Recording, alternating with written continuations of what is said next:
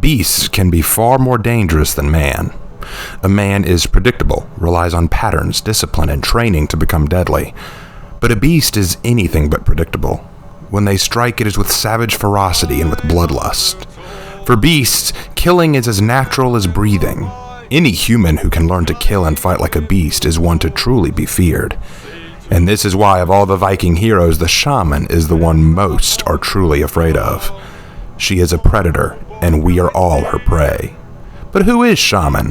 What are they based on? Are there really savages like her in our history? Let's talk about it. Welcome back to Heroes in History, where we take a look at all the For Honor heroes and discuss who they are most likely based on and whether or not they do their counterpart justice. And today, we're taking a look at the Shaman. When considering Shaman, there are a lot of difficulties in placing her origins. The Shaman are solitary warriors, they live in seclusion, they have little to no civility, and everything from their behavior to their language to their attitude reflect an uncivilized savage nature that even the Vikings seem uneasy with. According to the lore, the Shamans have no interest in faction wars or petty squabbles. Instead, they commune with the gods and the spirits around them, hearing the voices of the lost ones and the entities beyond our understanding. Then they kill according to the whim of those voices. Some have argued that this means the Shamans are simply schizophrenic, hearing voices in their heads that tell them to kill, and that is a possibility. It's highly possible that the Shamans are schizophrenic outcasts from Viking society, and yet this still doesn't quite fit neatly, as schizophrenia is not always a matter of just hearing voices, and even when they are heard, they aren't always of a violent nature. That's only in extreme cases. So perhaps there's more to these reclusive savages, right? Well, it took a bit of digging, but I think I have an idea of who the Shamans are based on. I believe the Shamans are roughly based on the Picts, an ancient civilization of tribal people who inhabited northern Scotland during the Age of Antiquity and into the early Middle Ages. Now, before we go into my evidence, let me state a few things quite plainly. This is by no means concrete. One of the greatest problems with studying the Picts is that they left no written record of their history, their customs, or their ways. Even their language is something of a mystery.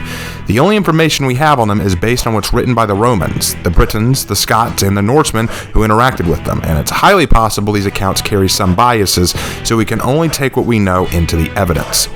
Firstly, the very word Pict is a Roman word meaning painted ones. This is in reference to the fact that when the Romans attempted to invade Britain, the Picts that they warred with often ran out barely clothed and painted in elaborate war paint or tattooed heavily. This fits Shaman rather well, as most of her outfits and armors are not very well protective, and we can see elaborate tattoos or face paint on her headgear for the majority of her designs.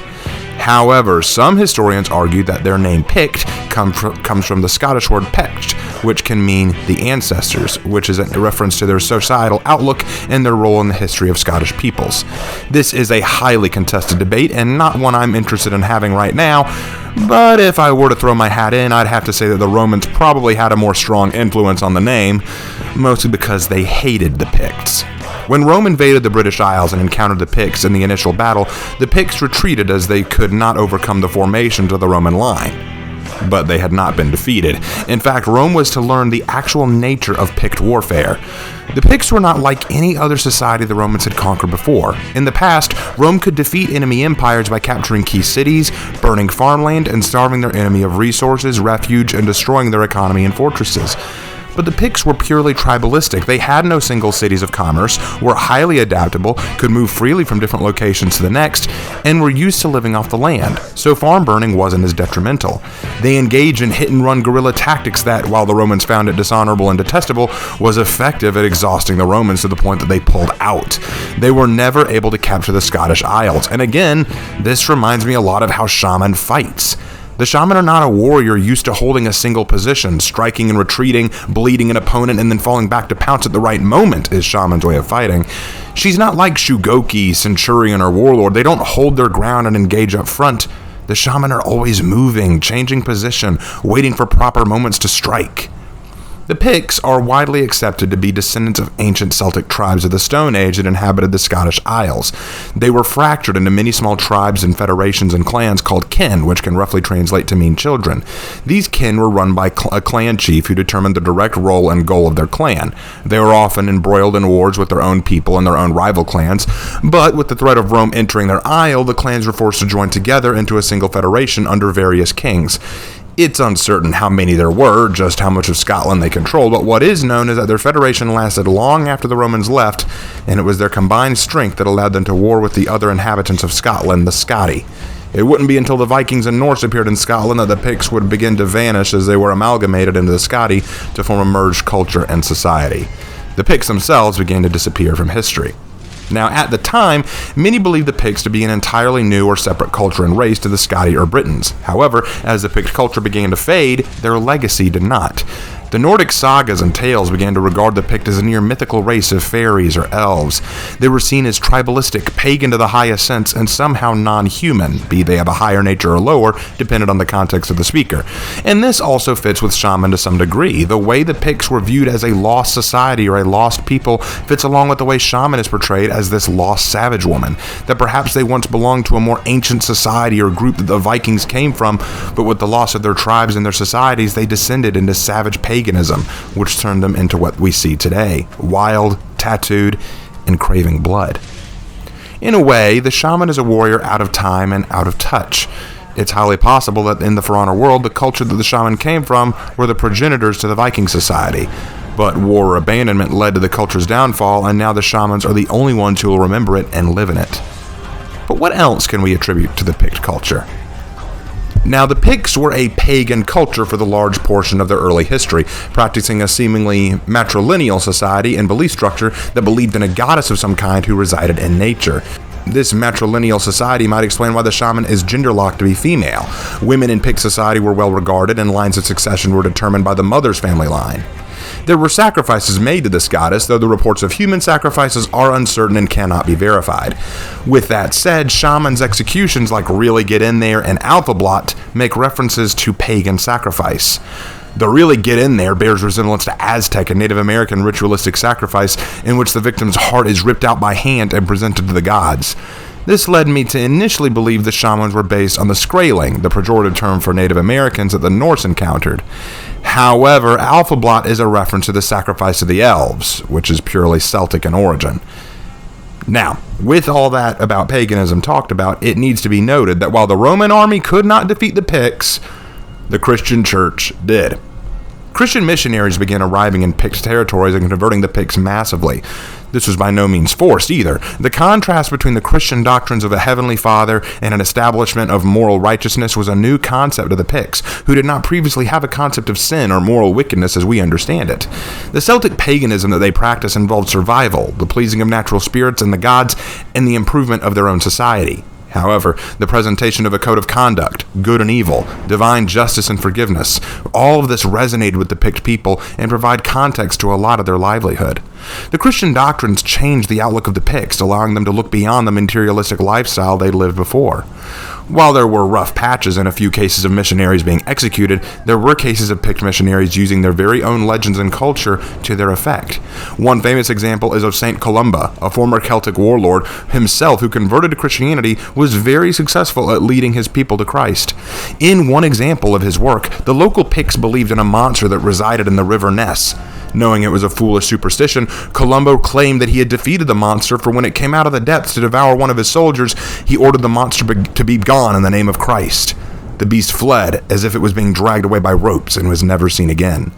This story, used to play to the superstitious beliefs of the Pict people, helped greatly in lending their ear to the church, and it's widely believed this story is what led to the later legends of the Loch Ness Monster.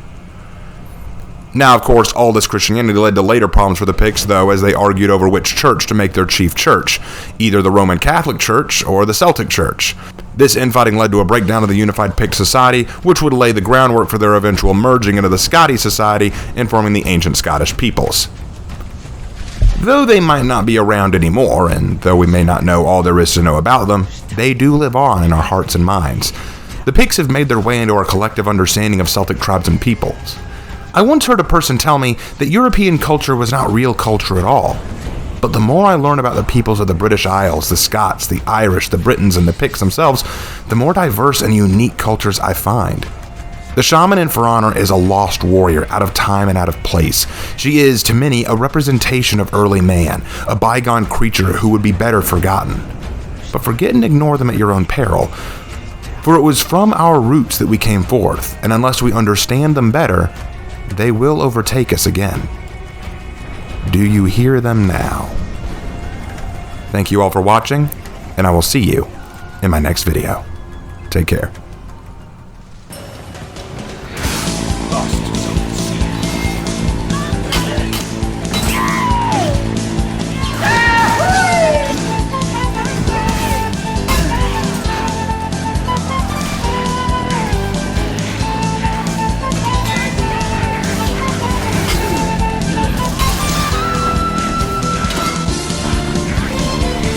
Oh no!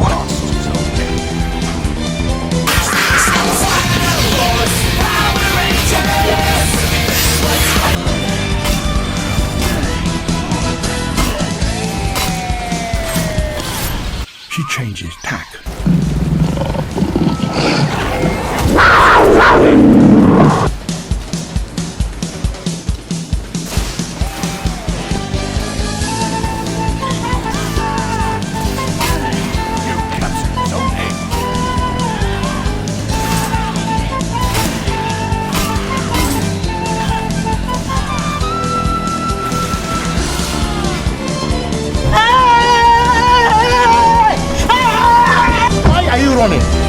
Why are you running?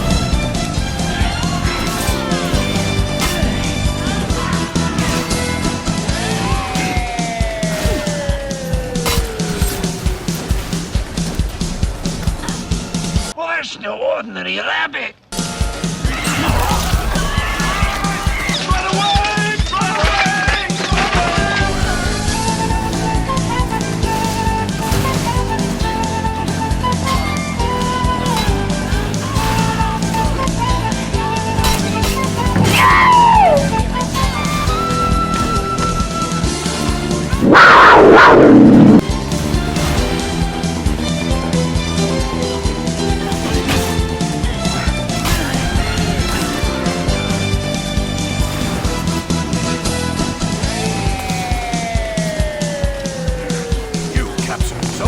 So we meet again!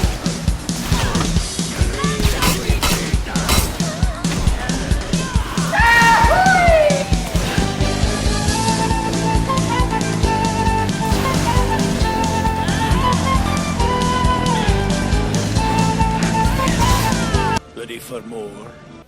Now you come back to challenge me and awaken me again, my beloved nemesis. Don't even...